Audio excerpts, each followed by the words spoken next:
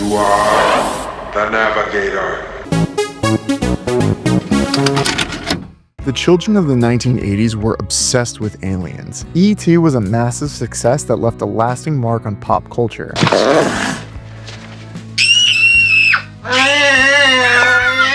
After the legendary film studio scrambled to cash in on the latest craze with projects that were clearly meant to tap into the cute alien craze, many of these films have since been forgotten, or are remembered for being complete disasters, like Mac and Me.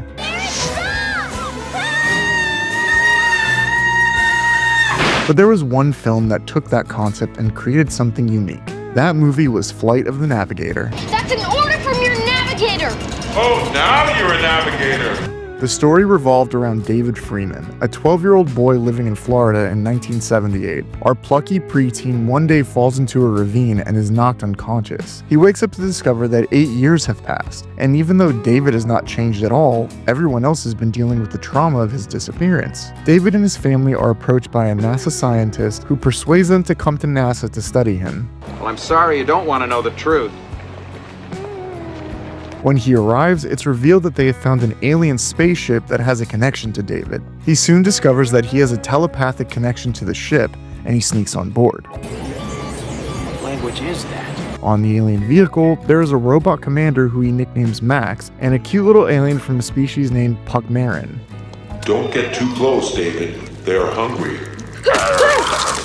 This is when we find out that Max kidnapped him 8 years ago, and the intergalactic travel caused the side effect of time dilation. Now, David, Max, and the cute alien creature on the ship must escape government agents and find a way to return our hero to 1978. Normally, I take my specimens back in time to the exact moment and place I collected them. The film is loved by children of the 80s and is a cult film. Many rank it up to the same level as Star Wars as their favorite sci-fi movies of all time. But the story behind the motion picture would be filled with twists and turns. It would also sadly lead to a journey into darkness for one of its stars. But if anybody asks, you're the one that did it, okay? Flight of the Navigator started out as a dream, literally. Writer Mark H. Baker has a dream of a boy who disappears and awakens 8 years in the future. Just like the finished film, the boy is tricked by NASA to come in to be studied. It's discovered that his brain is filled with information that was downloaded into him during that missing time. The government uses the date to make the ship, and to his horror, the boy discovers that the government has decided to keep him prisoner in order to use his alien knowledge for their nefarious desires. Baker wrote the screenplay and titled it Vanished. However, it was not the whimsical kids film we all grew up watching. Instead, it was more like a horror film that explored the psychological terror of possibly losing your grasp of reality. Oh my God. Wow.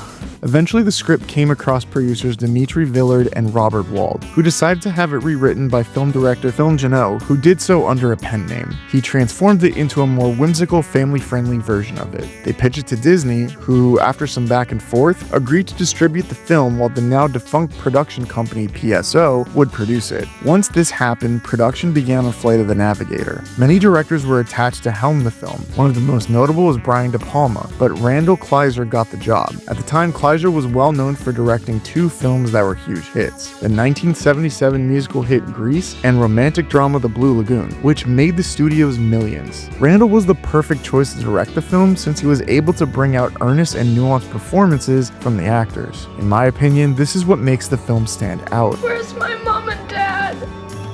Kleiser took an important fact that other films trying to emulate E.T. overlooked, which was that the film was grounded. The film didn't talk down to kids. It trusted that they were smart and could handle moments that were a little scary. The person who voiced the robot alien Max was none other than Pee Wee Herman himself, Paul Reubens. Randall was a huge fan of Pee Wee and met Paul several times at parties, so he offered him the job, and Reubens accepted. Except that he wanted to be credited under the pseudonym Paul Mall. To this day, no one knows why, but Kleiser theorizes that he wanted to be mysterious, which he said was a silly thing to do since anyone who saw the film knew it was immediately him once they heard Max's voice. Many actors came in to audition for David. Two of the most notable were Chris O'Donnell and Joaquin Phoenix, but it was an unknown actor, Joey Cramer, who got the role. Casting director Valerie Masalas said it was because the producers and Kleiser wanted to avoid experienced trained child actors. They wanted someone who was a natural and not influenced by the industry. Joey was that person. Randall said that Cramer was able to cry on demand and deliver his lines with conviction and honesty. I don't have any vectors. I'm just a kid. One of the most remembered things about the movie was the special effects. The man responsible was Randall Kleiser's brother, Jeff Kleiser. Jeff was an experienced VFX artist who had worked on the groundbreaking special effects Disney film Tron. Jeff said that the way CGI was incorporated into the film was because of a Tide commercial. Jeff had been working on the ad, which was a Tide bottle morphing into a map of the United States. Randall had never seen anything like that before and came up with the idea of the spaceship changing shapes in order to fly. This was the first time reflection mapping was used in a feature film and would go on to inspire a 90s blockbuster that revolutionized the world of science fiction. That was Terminator 2 Judgment Day. Jeff Kleiser said that he met James Cameron and was told by the famous director that he was inspired by the effects of the ship in the film to create the T-1000. The design of the ship came about due to a chance encounter between Randall and artist Edward Eath. Edward had just graduated from college and was at the VFX house for an interview. While in the waiting room, Randall walked into him having a meeting with them, and they struck up a conversation, and Edward wound up showing him his portfolio. Kleiser was so impressed that he hired him on the spot. Eath said he was only told that the ship would be metallic and that it should be, quote, something that had never been done before, end quote.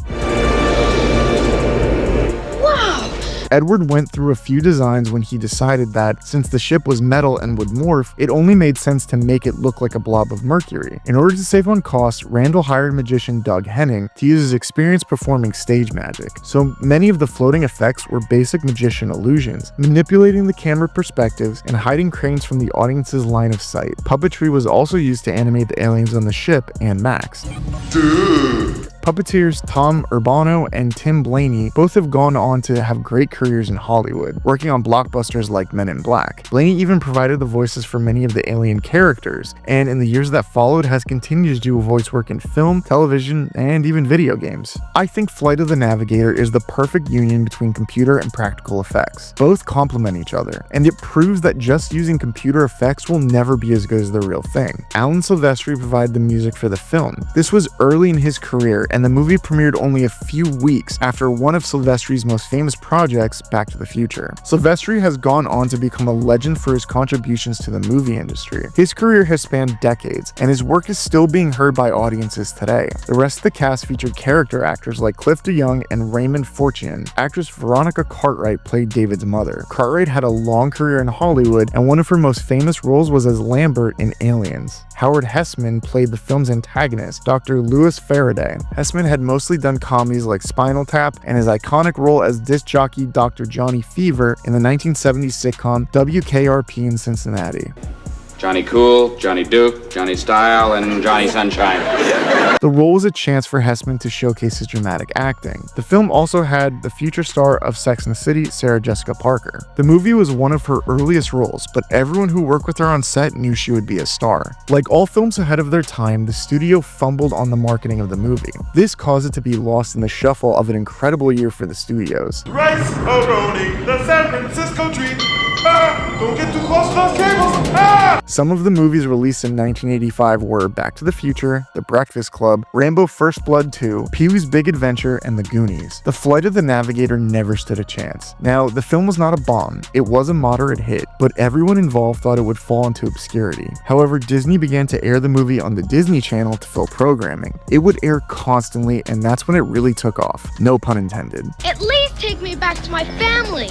It's easy to see why kids connected with the movie. The film had everything a kid could want. It has cute aliens, a funny robot, and a cool-ass spaceship. Every boy and girl who watched the movie dreamed of being able to fly a spaceship, but sadly, life after the Navigator had a terrible cost. The star of Flight of the Navigator, Joey Cramer, had a troubled childhood and kept it secret from the cast and crew. No one knew that Joey was suffering from depression and a lack of a father figure. After the film, he was bullied and began to self-harm. Eventually, this would lead him to steal, and as he grew older, he fell into heavy drug use. release. In and out of jail, Joey was becoming desperate. Cramer learned about a rehab called the Guthrie Therapeutic Community in British Columbia. It was an intensive inpatient program for recovery that was in a correctional center. It was a compassionate organization dedicated to help inmates overcome their problems with addiction and build a new life after release. By 2016, Joey knew that if he didn't do something drastic, he would no longer be alive. He was depressed and was considering ending it all. He realized his only chance at getting clean was being in a long-term recovery rehab, but he could not afford it. And Guthrie Therapeutic Community was the one program that seemed like a light of hope. But since he was not an inmate, he didn't qualify. In a reckless and desperate attempt to seek help, he robbed the bank and was soon arrested. He pleaded guilty and was able to get the treatment he needed. Joey still feels such shame for his actions and is racked with guilt for the trauma he caused the bank teller.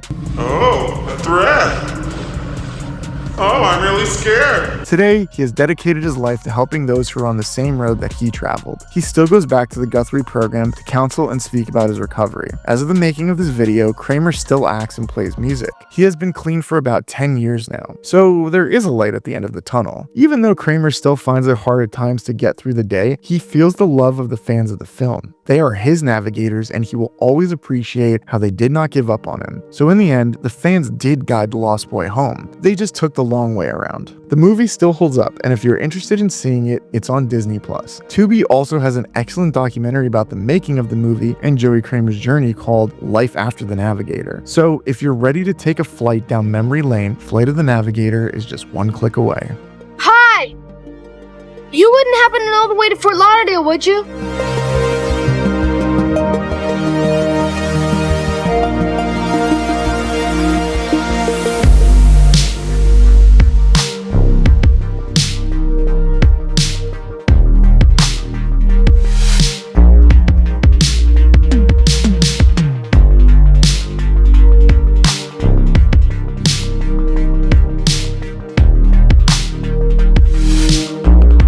Thank you for clicking on our video, everybody. If you like what you saw here, please make sure you like the video and subscribe and share with your friends who like this sort of content. Joe Blow was created by movie fans for movie fans, and we appreciate your support.